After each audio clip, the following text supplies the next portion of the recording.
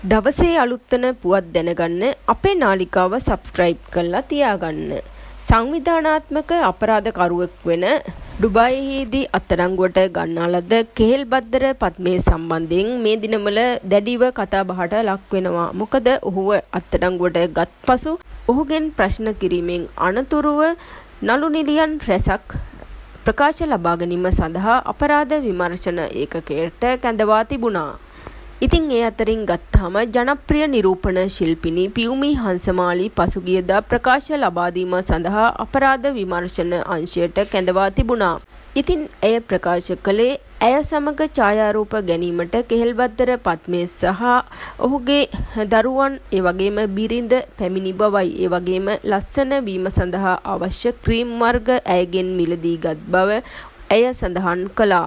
ඉතින් ඒ වගේම ශ්‍රීමාලි පොන්සේකා, ගයත්‍රී ඩයස් සහ හේෂානී ලියදිපිට යන නළු නිළියන් රැසක් මේ සම්බන්ධව අපරාධ විමර්ශන ඒකකයට කැඳවීමට ඇති බව ප්‍රකාශ කර තිබෙනවා. ඉතින් ඒ අතරින් ශ්‍රීමාලි පොන්සේකා අද දිනේදී අපරාධ විමර්ශන ඒකකයට කැඳවීමට කටයුතු කළා. ඉතින් එහිදී ඇය පැවසුවේ 2022 අවුරුදු උත්සවයකට සහභාගී වීම සඳහා ඩුබායි රටට පිටත් ගිය පසු ඡායාරූප ගත් බවයි.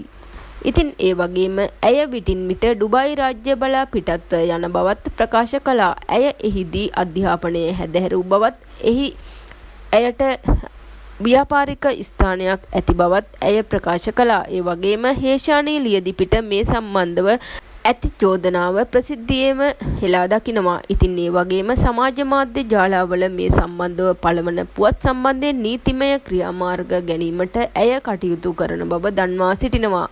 ඒ වගේම ගයත්‍රී ඩයස් මේ සම්බන්ධව චෝදනාව ප්‍රතික්ෂේප කර සිටිනවා.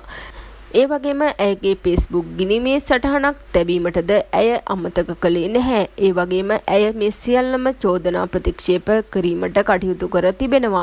ඉතින් ඉදිරියේදී නීතිය ක්‍රියාත්මක කරනවා නම් හොඳයි යන්න බව තමයි ඇය ප්‍රකාශ කරන්නේ. ඒ වගේම මෙම නළු නිළියන් අතරින් නිර්වත් ඡායාරූප කෙහෙල්බද්දර පද්මේට යැවූ බවත් අපරාධ විමර්ශන ඒකකය සඳහන් කර සිටිනවා.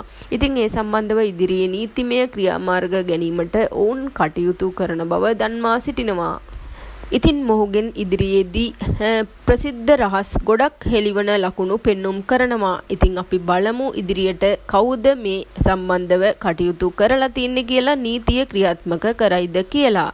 ඉතින් මේ ගැන ඔයාලගේ අදහසත් පහලින් කමෙන්ට් කරගෙන යන්න. ඒ වගේම මේ වගේ අලුත් තොරතුරු දැනගන්න අපේ channel එක subscribe කරලා තියාගන්න.